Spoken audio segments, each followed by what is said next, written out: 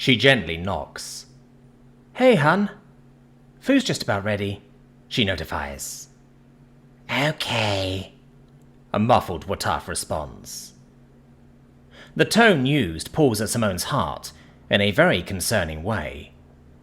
"Can I come in for a sec?" she asks. After a few moments, the door slides open. Simone steps in cautiously to see the young Wataf is in their bed, curled up in a big roll. Their drawing pad and setup sits not recently used on the desk across the room. "Hey kiddo, what's up?" Simone says in a gentle tone, as she closes the door behind her. The kid shifts slightly as they expose their face. "Mum, I can't draw anymore." Their speech falters into a hiss of despair before they bury their face in a blanket. "Really? What do you mean by that, hun?" Simone asks as she sits down on the bed corner. "I don't know. I got really bad lately and I don't know what's wrong. I think I'm getting worse," SJ tries to explain. Simone looks at the drawing pad. "Gotcha. Do you still like to draw? Think it might be a bad burnout?" she questions. The Wataf shakes their covered head. "No, this is different. It's like I keep messing up and even though I know what's right, I can't fix it," they elaborate. Simone places a reassuring hand down on her kid's self-painted backplates. "You know, when I started working out with my dad, I would try something new to get used to it for a while, but when I understood it and went back to a method I used to know really well, I would sometimes lose all confidence because I would suddenly realize that I'm not used to the old thing anymore. I know your school has you expanding on stuff. Do you think it may be something similar?" she proposes. SJ raises their head, though they don't seem fully convinced. They nod. "I'm trying to draw something like I used to, but..." They trail off, before their backplates shutter in a sad shrug. "I'm not good anymore." "Hun," Simone whispers, as she takes her kid's head in her hands. "Your understanding in art is growing so fast, but your applying skills need a little time to catch up. That's all that's happening, I promise. You're not good anymore, you're just too awesome for your graspers to keep up," she assures with a big smile. "But guess what?" SJ blinks as their breathing quickens, uncertain if giggles or crying is on the horizon. "What?" they ask softly. "You're so freaking awesome that when your hands do catch up to now, your brain is going to be ready for the next goal to strive for," she informs. "You are so talented and amazing. I really think you're going to do some really awesome stuff. You've already done awesome stuff. It's only going to get more awesome. You just got to keep at it, okay?" Bashful, hissing giggles erupt from the child. "Okay, Mum," they agree, before giving her a circling hug. Hugging back, Simone shakes her head at how big SJ is now. Days of shoulder riding are long gone, but at least you'll always have the memories of those days.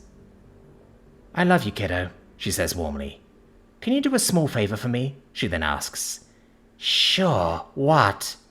SJ says as they pull away. "After dinner, do you think you could help your little brother? He and Avery are being destroyed out there. Just for a little while. If it goes beyond an hour, I'll give you an extra hour before bedtime," she requests with a wink. SJ's plates rattle in contemplation, but he nods. "I need a break," they agree. "Thanks, kiddo." Their mum thanks before she gets up. SJ skitters past her, as they both descend the steps back to the first floor. Serendipitously, the front door opens as Simone crosses in front of it. "Sorry we're late. You'd think burger and hot dog buns wouldn't be too hard to find," Chuck says in exasperation, before her wife comes up and, in a smooth motion, takes the grocery bags from her grasp and plants a welcoming kiss on her lips.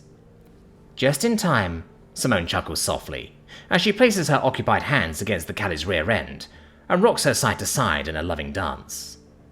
"Ugh, always deviants," Finn remarks as he sneaks on by them. "Come on, Dave. Seven won't stop sending me urgent updates." A silvery humanoid-shaped android then steps in, adorned in the very thing Simone saw in her near-death experience. Can't even keep your mitts off each other for a second. Nice. Hey, Simone, in that left bag is a refill of your prescription, Dave notifies, as he tilts his head down at the bag in question as he passes by. Thanks, Dave, Simone calls back before focusing on Chuck. I missed you, she coos. Chuck's eyes flash a bright red. I was only gone for 15 standard minutes, love. But I missed you too, she chirps warmly. I cherish every minute I'm with you, hun. Every damn second, the redhead says in a chuckle, before planting another kiss on the Callie's forehead. Chuck leans in snugly to listen to her Terran's powerful heartbeat. As do I, she whispers. 100 years later. And in their final days as official royalty, Callie Queen Kreelaum and King Bromalata Mortaz have handed down their ceremonial positions within the Callie government to their eldest child, Prince Chucklom. By the end of the festival, he will be officiated as king. Chuck turns off the week-old recording of the festival she had personally attended, though she wants to be sure she saves the media recordings, and takes pleasure in seeing it all play out from such an official manner. Little do the media know of her sister-in-law's partying the night earlier, and how hungover she was for that whole festival. Simone would have loved it. Scratching a lower arm behind one of her ears, Chuck initiates her shuttle's automatic landing sequence. Her chitin is weathered, and fur slightly thinner, but not quite far beyond middle-aged yet. Though she makes sure to bundle up all the same, as the sight of snow is all too prevalent outside the viewports. Callie don't do too well in the cold, especially as they get up in years. Getting up from her seat as soon as the landing pad is met, she strides to the door and waits a few moments before it zips open with a slight pop. The area around is of a beautiful property experiencing a late afternoon heavy snowfall. It is surrounded by forest, and settled in the centre is a humble, solitary house. Home. Before she heads to go in, she leaves the shuttle and makes her way silently to a memorial garden with a Terran-style gravestone as its star attraction. With a gloved hand, she brushes it off from the heavy gathering of snow atop it. Looking at it, she can't help but smile despite her greying eyes. I still miss you so much. I know I've said it before, but I really wish you were still here to see all that has happened. What Jamie and SJ have accomplished. You'd be so very proud. She takes a moment to collect herself. Even as the years pass, the memories are so fresh in her mind. Thank you, again, for helping me achieve this wonderful life. Welcome home, Bo Peep. A raspy voice of an elderly Terran woman calls out, as she steps out of the front door. Chuck's eyes light up, as they turn to see Simone already stepping down the porch steps. Oh, love, careful of ice, Chuck cautions, as she steps away from the gravestone, revealing an engraving of a proud Trumple, saluting at a prestigious angle. Above that, there's an attached plaque which reads, Captain Chuknuk, not only a legendary hero of the galaxy, but a dear friend, comrade, and loving father and grandpa. May the stars guide him to another adventure. I didn't save the damn galaxy just to go out to a bad fall. Now come here, Simone counters, as she extends her arms up, allowing Chuck to come in for a hug. The Callie does so happily, but she widens her stance to help the Terran keep some extra balance. I missed you, love, Chuck coos softly, as the two are slowly covered with large flakes. Missed you too. Sorry I couldn't make it to Brom's thing, Simone replies. It's alright. You needed the rest after SJ's awards ceremony. That was quite hectic, wasn't it? Chuck points out with a soft giggle. All these damn things happening at the same time. You think the galaxy would slow down for a fucking second? Simone chuckles as she pulls away. Chuck looks up at the Terran. Though the once redhead isn't as tall or as imposing as she once was, she still sees the beauty she fell in love with all those years ago. Speaking of which, are you ready for Jamie's big ceremony? Chuck asks. Oh yeah. Dave won't let me carry my own shit, but it's packed, Simone grumbles, as she looks back to point out the android stepping outside carrying suitcases. Not my fault that you're past your prime, old lady, Dave quips, as he moves to load the shuttle. Bah! Simone waved him off angrily, though her gravity-affected skin revealed a smile. Chuck shakes her head and loops an upper arm with a Terran to help guide her to the shuttle. Simone and Chuck met up with SJ before sitting together in secluded special VIP seating within the FSA public announcement function chamber, as important business is shared with both a crowd of seated representatives and hovering public media recorders. They are positioned on the same level as the main stage, and fairly close despite being just out of sight of all others. When are they going to get to Jamie's thing? Simone grumbles after a few hours pass, her hand tapping the box in her lap. It's soon, Chuck assures, as she snuggles closer to the Terran. True to her word, not 10 minutes later, an elder Mick steps onto the stage. He begins a speech, but honestly, Simone doesn't pay much attention until... It is of great honor that today marks my final one act as High Admiral. I'm proud of my record, my career, and whom I am to pass the torch to, Rear Admiral Jamie Thatch. He turns back with a presenting hand to the uproar of welcoming applause. A Manarian man, dressed in an identical uniform, proudly steps out and walks to his previous superior. The MiG takes his hand in his, and offers a firm shake, before then handing him a medal to signify Jamie's pass of authority. Simone claps with vigour, her eyes starting to water already. Though despite the speech, she felt as though this was going by kind of fast. She guesses they really streamlined this stuff since her time in the military. The Mick then stands aside, allowing the Manarian to take the place to speak to the galaxy. It goes without saying that I'm beyond honored to be standing here today, on the anniversary of when the galaxy said, "To those who deem us your enemy, we are united. We are not afraid, and we will face you." He pauses, allowing the crowd to applaud. I've been asked many times how I feel about my people, and how it feels to be solely separate from them. And, unfortunately, many times my character has been brought into question. I know only what my adopted parents have uncovered regarding the Manarians. I've seen their plans, their capabilities, and previous transgressions. And no, I don't hate them. I hate those that lead them. But I am proof that Manarians are just people, like all others roaming the stars. I hope to live to see the day where, like the Malkite, Manarians can be understood, and peaceful integration or coexistence can be achieved. That said, I will lead the defense of this galaxy if, stars forbid, I am acting admiral for when the Empire returns in force. Jamie smiles as his shoulders slouch slightly. But you've already heard this speech, and that I've gone through a private ceremony to achieve this rank, he reveals suddenly, which greatly confuses Simone. The Terran turns to look at Chuck, seeing nothing but excitement in the Calli's eyes, looking at her. This ceremony is for someone else. I hope she can forgive us all for being deceitful, but she would not have come otherwise, Jamie says, before he turns to face the sitting Terran, before extending his tail out to her. Mum, may I borrow a little extra trust with this? I promise you won't have to make any speeches. Shall we? Chuck asks gently, yet encouragingly.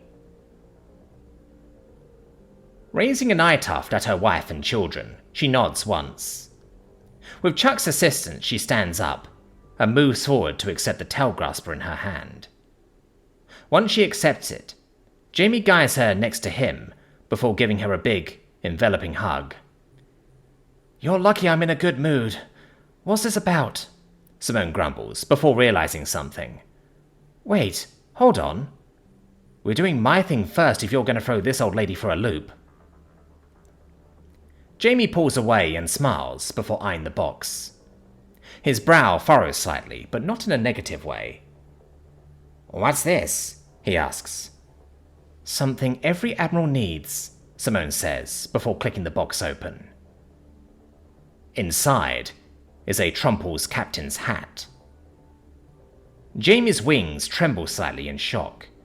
Mum, that was in a permanently sealed glass case, he utters. Hammer. Now put it on. Grandpa would have hated seeing it sitting around doing nothing. Simone smirks, as she holds the box a bit higher. Jamie's shocked expression shifts into endearment as he laughs and picks it up and orientates it over his head. It's a perfect fit. Did you have this fitted? He asks. Yep. Now there's a dashing admiral, don't you think, hun? SJ? Simone said, as she looked over at them. Oh, I agree. It's perfect, Chuck nods. He looks like a dweeb, SJ hisses out in a teasing chuckle. In a good way.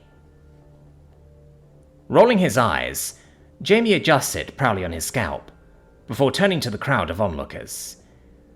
All right, let's get this started, he announces to another applause. Still confused, Simone turns to look out as well, as a Grat stands from their position. Simone Thatch, for your heroic deeds 100 years ago, you have the eternal gratitude of the Grat people. You helped to send us to the stars, and forged a new home among them, she declares. Then, Vermis within one of their advanced construct forms stands.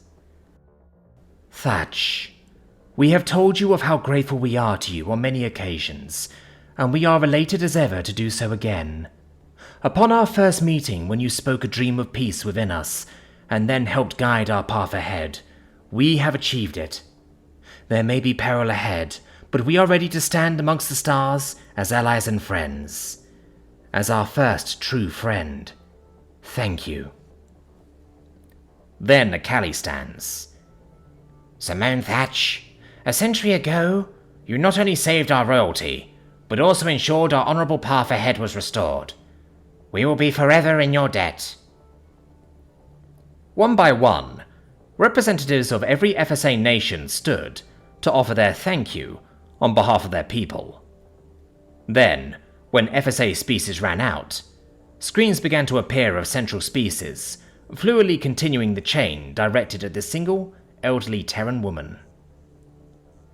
Simone tried to keep her composure, but her eyes couldn't hold back the tears, and her nose threatened to leak everywhere. Having expected this, Chuck presented a handkerchief before kissing the wrinkle-covered cheek of her beloved wife. By the time every species had their say, Simone hunched slightly, with her face covered. Mama Chuck told us you never wanted to address the galaxy after saving it, so I thought it would be fitting for the galaxy to address you, now that they lived in the future you gave them, Jamie said, fighting back his own streaming tears as he hugs her. You saved all of us, Mum, SJ adds as they join in. Chuck didn't need to say anything. Instead, she just held on to her sobbing wife and children. After a few moments, Simone looks up, her makeup a mess. She gazes at all the standing individuals and screams regarding her with looks of pure admiration and gratitude. She almost wants to say a speech, but instead she gives them all a thankful smirk and single silent nod. As the shuttle descends back to their home, Simone clears her throat of gunk and spits in a nearby bin. Can't believe I can still be surprised after all these years, she chuckles, as she relaxes back in her seat next to Chuck. Anything is possible with you involved, Chuck chirps sweetly. Simone partially rolls her eyes, but stops, as a familiar feeling sinks in. Hun, she says, Yes, love? The Kelly responds. The Terran takes a few moments to collect the courage to ask her question. Are you going to be okay when I'm gone? Simone asks. Chuck is silent for a while, even as the shuttle lands. No, she finally answers, honestly with grey eyes. I don't know how I'm going to live the other half of my life without you in it. I'm going to be so devastated. Simone feels the burn in her eyes as she holds the Kelly closer. But, Chuck speaks up again, I'm going to do it. I didn't know how I was going to live after my father did what he did. But then I found you, and you taught me how to live through all that. So, love? The crying Kelly turned her head to look at the aged Terran directly in the eye. I'm going to find a way to still be happy after I mourn you. I promise. You gave me a family to lean on. I'll eventually be okay. Okay? Simone smiles with renewed tears, already hitting her peach fuzzy chin. Hell yeah, that's my girl. The two kiss deeply, like they are young again. Pulling away, Chuck pecks even more kisses all over the Terran's face. Now, let's hurry. 7's show is starting soon. You bet. Excerpt from Central's best-selling novel, We Need Deathworlders, by author Levadicus Trodi of the Four Family Vin. So, as you depart, please leave my ratings with this deceptively simple message. Whether it be of the micro or macro scales, forward will always still be there. No matter how far you've fallen, no matter how dark the universe becomes, even if you're the only soul within voids of seemingly impenetrable darkness, you still have a path forward. Perhaps there's yet more horrid trails ahead, but forward is where you find ascending stepping stones. You may trip more than once, and you have permission to rest, but don't concede to stopping. Because no matter how dim, there is a light inside of you, and despite what you may think, it doesn't die when you do. It remains, and without you harnessing it, all it can do is leave its mark. Does that light leave, and in its stead a painful burn on those who cared about you for many years to come? Or does it light the way for others, aiding to forge their own paths onward? Both can and likely will occur, but only if you leave it to only burn. Is your legacy only meant to harm? I don't think so. I see within all people the capability to become glorious beacons, blazing a lane for all those who still wander in this life. But what would be the point, you may ask? What does it matter if I'm gone, to never witness what my departure may cause? Well, dear reader, because you will be there. Take note that I don't speak specifically of religion or spirituality. I won't claim a truth that I cannot know, and have no interest in soliciting such. However, what I can tell you with absolute certainty is that you do impact the universe, regardless of the life you lived. Perhaps a little perspective is in order. A dear friend once told me that Terrans are fairy tales, stories to be more encompassing. Although skeptical, I've had quite the time to consider this, despite the nature of it sounding so outlandish. But she was right. Terrans are their stories. From their cultures, hopes, dreams, memories, fears, truths, lies, and down to their very individual and broad identities. Think back to the ages where they sat around their harness fire to speak of previous year's hunts and travelling trails for the youth to learn and imagine from. The paintings within caves depicted what they saw to then endure the passage of time. Not only for them to recall what once was, but so that those who follow in future generations may experience them and learn as they did. All the way up to now, where they are creatures filled with more narrative than their very blood. I'm honestly amazed it needed to be pointed out for me to see it. It's nearly blinding to my more critical analysis now, I must admit. One particular Terran I spent a significant time with showed me that their narratives do in fact bleed into the universe, into reality. With every breath, with every choice, and with every refusal to give in, she molded the universe like a god into something greater. She is not a god, of course. No one is. But even the most simple of choices in life can have the power of one, even if you don't live long enough to see them bear fruit. Like eternal ripples in water, any sort of manipulation of reality's weave can carry on to bring about change of all kinds. In other words, to put it a bit more simply in a Terran term, the acts of even one can enact grand change through the cosmic butterfly effect. Through this phenomenon, your words and your actions will carry on to the very end of the universe. Bold of me to say so? Perhaps, but I truly believe it. Think about it. Whether you decide to move left or right may completely alter the total arrangement of atoms as they scatter in the final breath of existence. Because the chain reactions multiply and echo into infinity, shaping everything from the practical past, present, to the future. It's not something you may think about all that often, but I certainly encourage you to. In the end, we are all the universe by any metric, and when it ends, it will be the last vestiges of everything and everyone that was, singing our story into the darkest voyage there is, true non-existence. Humor me before I draw this to a complete close, please. I know you may still feel that it's all pointless, and I can't fault you for that. There are days that I feel the same meaninglessness, and wonder for a reason to carry on. But just hear me out. Even when your name is forgotten, and everything you've done is no longer recognized in form or concept, your existence alters the course of everything that will transpire in the grander narrative. Especially in its end. Because even as every world decays, each of the countless stars burn out, and every atom is reduced to the realm of empty cold oblivion, you've played a part in it. You are still in that ending, even if the illusion of time has seemingly left you behind. This is the truth for everyone that has ever existed, and will come to exist. That is what meaning is, dear reader. It's not something we are given.